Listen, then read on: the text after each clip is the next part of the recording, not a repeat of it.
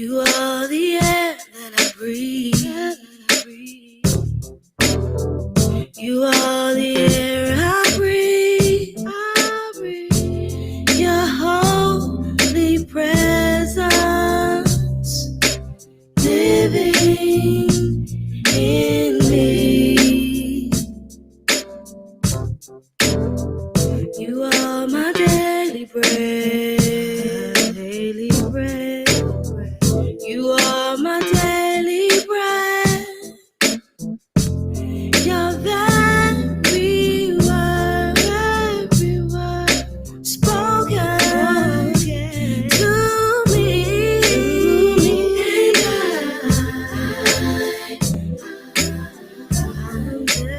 I'm desperate for you.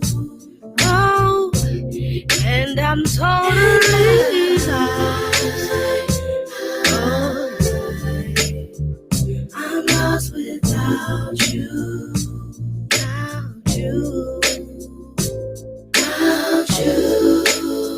You are the air I breathe. Connecting the community through gospel. The new 980 AM WDDO Perry Macon. The views expressed on this program are not necessarily the views of the Glory 980 AM, the Glory Media Group, LLC, WDDO AM, its staff, management, or advertisers, but are the views and opinions of the participants of the broadcast. It is now time for the live broadcast of the NAACP with Gwenette Westbrooks and Mr. Dumas. Good evening and welcome once again to the NAACP Truths Show. I'm Willie Dumas, your host. Joining me is President Westbrooks, who's joining us by Skype. Once again, we welcome you to our show. I've been on vacation and a much needed one and really been enjoying the time off.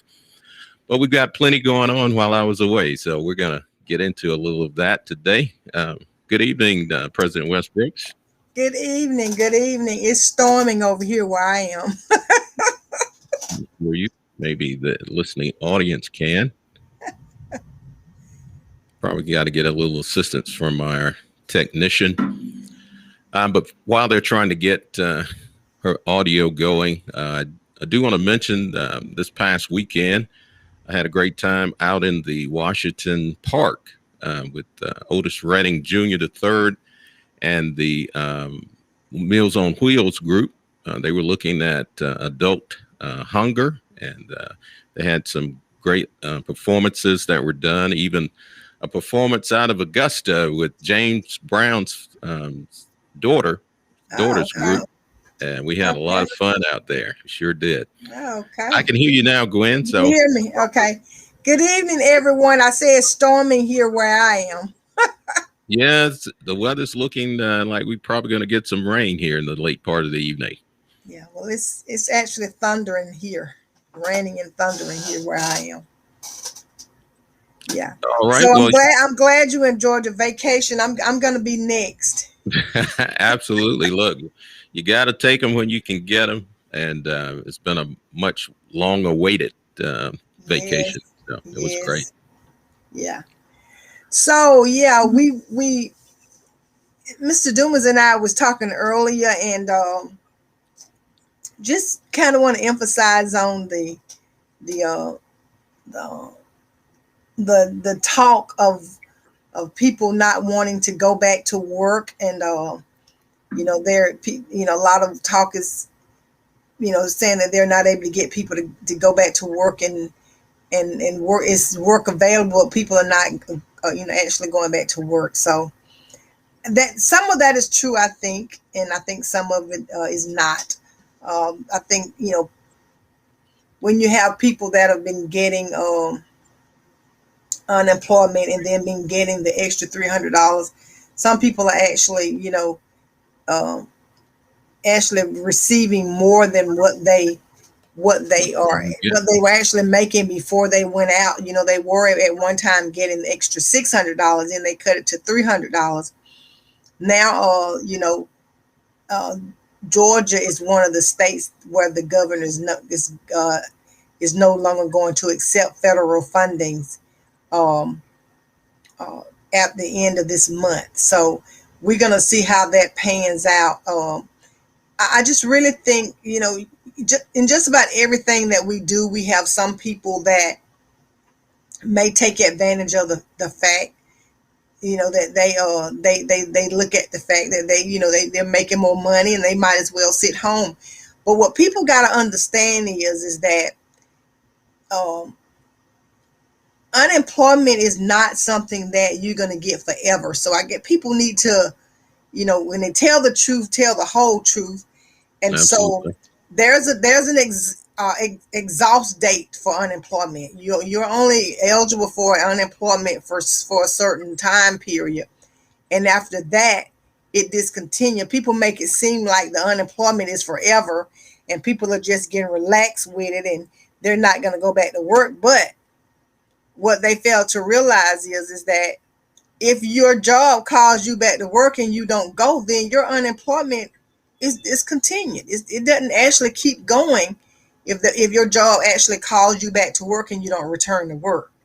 I've heard a lot of people. I heard some people say that they actually had to go back to work because their unemployment stopped because they didn't go back to work. But what we got to understand is that, with that being said, the people need to understand that unemployment is not something that's you're going to get for a lifetime. You're going to get for a couple years. Everything has a termination date. So when it exhausts, it exhausts. But the simple fact is, what we got to look at too. I'm hearing, you just hear people talk. You just look at the news and you hear everything on the news that people don't want to go back to work. And what I'm basically seeing, I don't think that's necessarily true. I think that people, we talk about a lot of people are making minimum wage, and the money that they're getting is a lot of money compared to what they're getting. But at the same time, if you were making 30 hours a week before the pandemic, and then your job calls you back and say, we're calling you back to work, but we're going to be able to only offer you 15 hours a week. That has a lot to do with whether somebody want to come back to work or not. If you're going to reduce, because a lot of businesses are hurt because of this pandemic, and some of them are not financially able to basically give their employees the hours or pay what they were receiving before they went out with this pandemic. So it's a lot of things that takes place that involves this whole situation. The media and the news is making it seem like people just want to sit home and draw a check, and they don't want to go back to work, and so I don't think that's necessarily true. You got bad apples in everything that you do. So you got some people that are actually doing what they say, but for the most part, people want to go back to work. I think, but a lot of times, a lot of things go into play. You have a lot of things that we're dealing with. People having kids in school where they were put in a bad situation too, especially with kids. You got school age children. Some parents had to actually make a choice whether they stay home or go to work because their kids were pulled out of school. So it's a lot of things that play into all of that. And so we just got to make, people think that people just don't want to work, and that's not necessarily true with this situation. I just don't think from listening to different people. So our listening audience out there, if you're going to be affected by this, give us a call. We'd love to hear your opinion about it. You can reach us here at 478-250-1444. We'd love to have your comments on this particular subject. And, even when I was on vacation, Gwen, at some point I knew I had to come back to reality. and so it's no different with this unemployment benefit. It's a benefit. Right. It's not something that's going to continue forever. So people have to pull up their sleeves and, get back out there. Yeah, and people just making it seem like people just don't want to work. They're just not, and then they're not gonna, it's an ending date to everything. So, I just don't believe that. I think for the most part, people want to work. They don't want to be without work. But like I say, if you're making more money sitting home, and you got kids in school and you don't have anybody to keep your kid, because people got to understand at some point COVID, in the very beginning, we had a lot of people that were dying. And so, Absolutely. People made the choice to, and a lot of times I've heard people even say that their jobs did not take precaution when it came to COVID. They were allowing people to come to work sick that had COVID, and were allowing people to still come to work. So people were fearful, especially for their self and their children too. So it's a lot of things, that took place that we heard about situations also where people were out from work with COVID and were not compensated for the fact. Right. And they're supposed to be in, they paid at least 14 days, but a lot of people, and that's how come I say during the time we talked about trying to educate people, because the employers are not complying. It's pouring down rain here. But just recently, last week, Mr. Dumas, I got a phone call, which is something that we're gonna have to deal with. Even with these programs are supposed to be about, educating the community, keeping the community updated, keeping the community educated on the different things that are going on in our society. And I got a phone call last week, and I've actually tried to reach them back. I thought, anything that we do, we have to investigate it and research it first before we do anything. But a couple was actually evicted from their mobile home. They didn't go through the process of the courts. They just had the sheriff there and had them, move their belongings out. Him nor his wife was at home.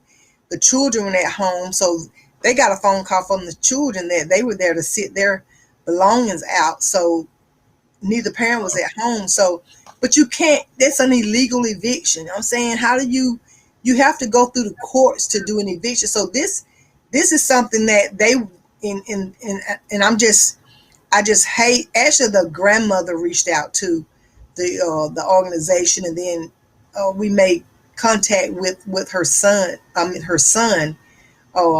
Her son, his mother made contact with us and made contact with the son. But they were evicted back in November, and we're just getting the complaint now. But at that time, and even now until the end of June, unless it's extended, they violated the CDC guidelines. So something that, they could actually face some type of charges for, especially if anybody contacted COVID during this eviction. But you can't. They evicted them without even going through the court. So that's one thing that got to be dealt with. And to my understanding, they were not the only persons that were evicted. And from my understanding, they were actually not behind in their rent. But even if they, because of changes in management, that's why it's so very important. We have a lot of issues and complaints about management in these, when people are renting, when it comes to money, change in management, people not keeping good record keeping, and actually the tenants actually suffer from it. But the thing about it, like I say, these people were evicted without even going through. I actually called the courts to verify, and they had no eviction. So they just put these people out of their homes during the month of December without filing any type of eviction in court. So that's definitely an issue. And we're hoping that we can get some type of charges or something brought. To my understanding, they were not the only people that were evicted during that time from the same mobile home complex. And on the other side of that too, there were a lot of employers who had applied for the PPP loans, and once they received the loans, a lot of that revenue was not passed down to the employees. It's like they still didn't work. They couldn't, they didn't bring them back to work. Right. But yet they used the information of those numbers, for those. Right, numbers to get the money, to get the loans. Yeah, and you can actually look it up. Yeah, I saw a lot of people that got loans that I knew. So Exactly. so you had these pop-up businesses from everywhere. So yeah, we saw quite a bit of that. So Right. but It's been a lot of satire around that subject, but that's a very serious matter, where it is. Individuals were actually defrauding the government by applying for a loan as a small business owner and not really being a business owner. So yeah, but people don't understand that money has to be accounted for. So you'll be reading about it in the media, in the news, or somewhere. You'll be reading about it. But like I said, we gotta make sure that people are protected, and that's why these programs, stations like this, and we in the training, and I think you were in the training, Mr. Dumas, because the NAACP we're always in some type of training, absolutely, keeping us abreast of what's going on. But we were in a training, and they was telling us, a lot of times, to make sure we need to utilize Twitter, Facebook, our radio stations, because sometimes, when you're doing press conferences or whatever, a lot of times information you want to get out is not necessarily put out there, because they edit a lot of things out of your press conference, so you don't get a chance to tell exactly what the points that you were trying to make. So we have to utilize more on Twitter, Facebook, in our radio stations. But and like I say, these programs are meant to keep people educated. And a lot of people are not familiar, because I've actually spoken to Judge Colbert and Judge Pam White Colbert. Yeah. Mm-hmm. And so in reference to the evictions that are being handled through the courts, because a lot of our tenants are not familiar with the Form 130, which is the form that has to be signed. It has to be signed in order to keep you from being evicted. We had the attorney from Georgia Legal Services on the line right. in our show here a while back, but we got people still are not educated on that. And so this money has come in now, and I've been seeing it on the news where this money has come in for to help people with evictions and utilities and different things like that. But they're just slow paying, paying out money. So that's why I was saying, that's why we're trying to apply for a grant where we can have money where people can get immediate assistance. Some people can't wait 2 or 3 months to get money when people have lost their jobs and have right. lost their job, and they need, they're about to get evicted, and they may have found another job, but they just need a little help to get them through but we need to be able to have accessible money where we can help people, with immediate help.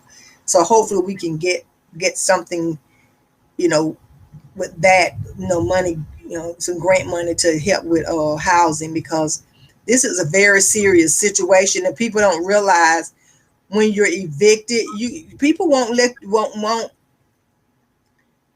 because it's on your record that you have an eviction, and people won't allow you to give you an opportunity to rent again. So people, and then you have what I've been seeing, Mr. Dumas, is that a lot of people that I've been dealing with, they're being evicted.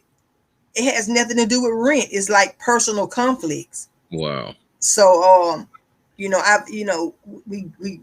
we're in the courts, and we gotta look at the underlying issue. We gotta listen to both sides fairly, so you can understand. Because I say a lot of times, if you're the type of tenant that kind of knows your rights halfway, and if you speak out, a lot of times you're targeted, and those are the ones that they try to evict. And normally, a lot of times when people are not evicted because of their rent, it's normally a conflict, and it's normally when the tenant has normally overstepped the property manager, and then they have it in for them. So now it's a conflict, and I've been seeing a lot of that coming through our office rather than people being evicted due to rent is normally a personal conflict.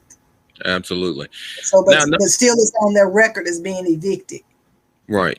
Another subject matter we wanted to kind of bring to the forefront too, which is, something that everybody's facing with the new CDC guidelines and, whether to wear a mask or not wear a mask if you've been vaccinated, and who can you gather with.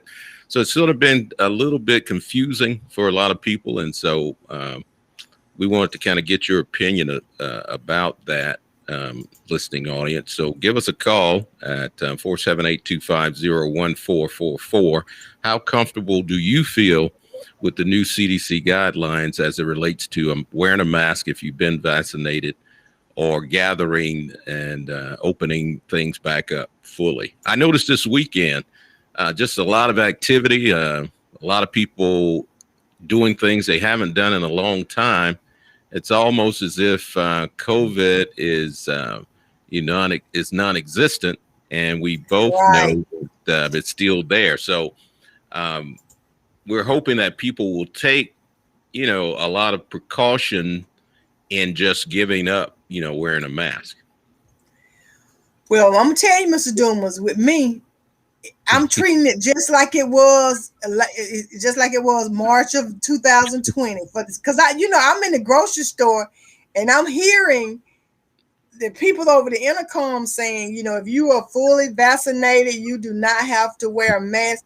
Well, how do we know who's been vaccinated? And like you say, I think a lot of people have gotten it confused, because to my understanding, they're saying that if you've been fully vaccinated, you don't have to wear a mask inside.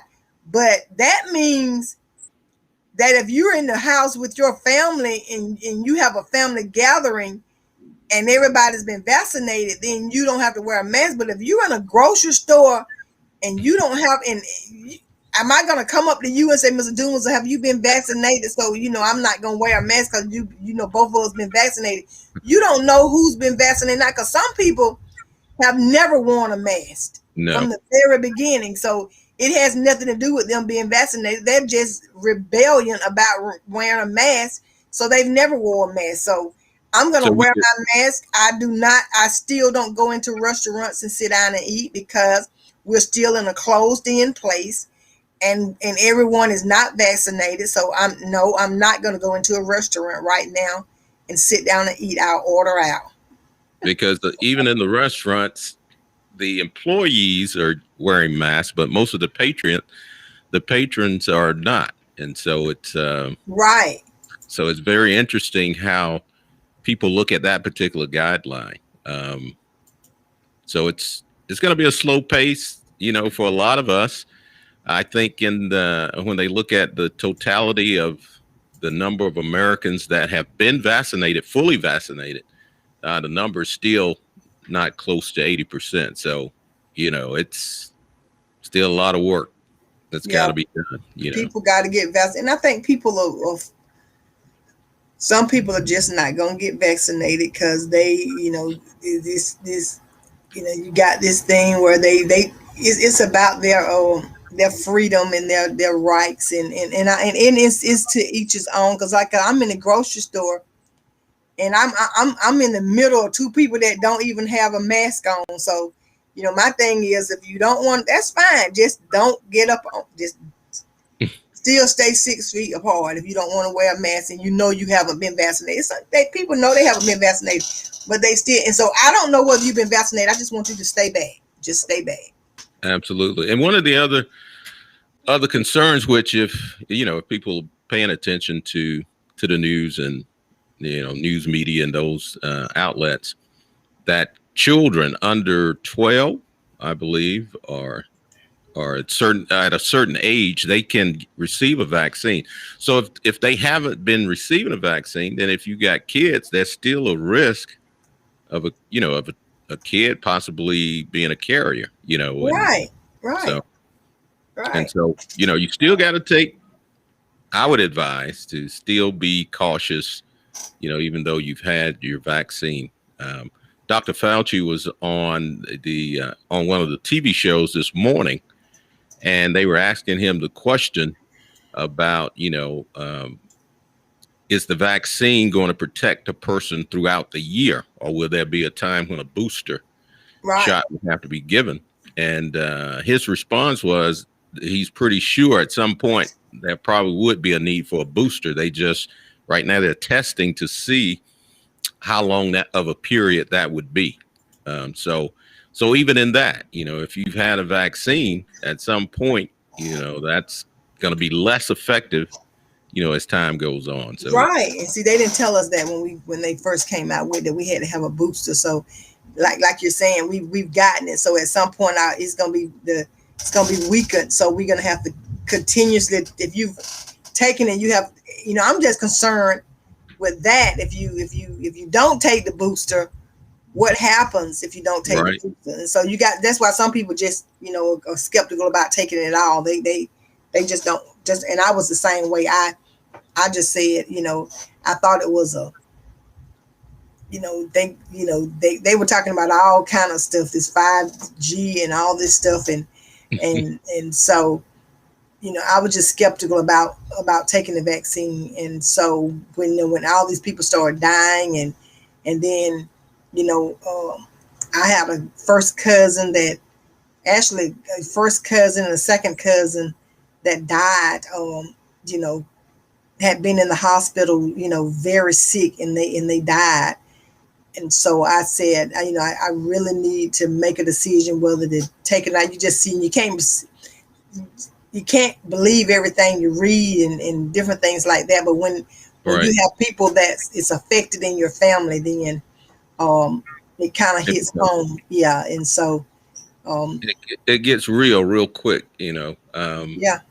And part of the vaccine process is the fact that it's supposed to keep a person from getting those very life-threatening symptoms that cause a person to be on a ventilator. I think that's the biggest part of the vaccine, because there are people who have taken a vaccine and still, have issues with COVID. And so I believe it's going to be a while before we can throw the old mask away entirely. I do too, and I just, the summer is coming, and people are they're just they I know that they've been in, but we just don't need another surge where it's a setback. And so but you got people don't want to be vaccinated, and then they just still mingle. They and like I say, it's not gonna probably do anything until it affects somebody in their family, and normally that's what they're saying. Normally people they're not taking it serious until it just actually affects someone that's close to them. But I'm just, asking the community to, just stay safe and use common sense, because a lot of this stuff is common sense. Yeah. Right. Common sense. A lot of it's common sense. And, you notice, you see a lot of people, no mask, like you mentioned, even before they had the mandates. Before they had the mandates, they were even after the mandates, they still wouldn't wear them. They refused to wear them. And then you had people who, a lot of these stores were, businesses was not enforcing it. They had a sign on the door, but if you didn't wear it, they didn't enforce it. And I'm kind of getting off the subject a little bit, but I'm just, we don't have much time, but this killing. Oh yeah. What can we do? It's just unreal. People you have to value your own life. It's not making sense. It's just like it's a plague or something that just has come through, and it's just unreal. I know we gotta. I just think we gotta start praying more. If we can't gather like we need to, but we got to start doing some type of community prayer where it's actually televised, and because it needs to resonate in the community. We have to keep it at the forefront where it doesn't, we don't become numb to it, and it's just something that we look at that's going to occur every day. we've got to keep it at the forefront of people's mind that this is an issue for our community and that it's something that needs to be rectified. Yeah. Well, I think our time has slipped away from us. It has. But we certainly welcome everyone, and we appreciate everyone tuning in to the show today. And hopefully this pandemic will subside at some point. But until it does, be careful out there. And I want to say, asking everyone to keep Maria Bryant, our political chairperson, her mother passed on yesterday. So we're asking for you all to please keep Maria Bryant in your prayers as she travels. She's going to have to travel out of state for the yes. Thank you. So until next time, be safe, and we'll see you next time. You have been listening to the live broadcast of the NAACP. Be safe, Mr. Dumas.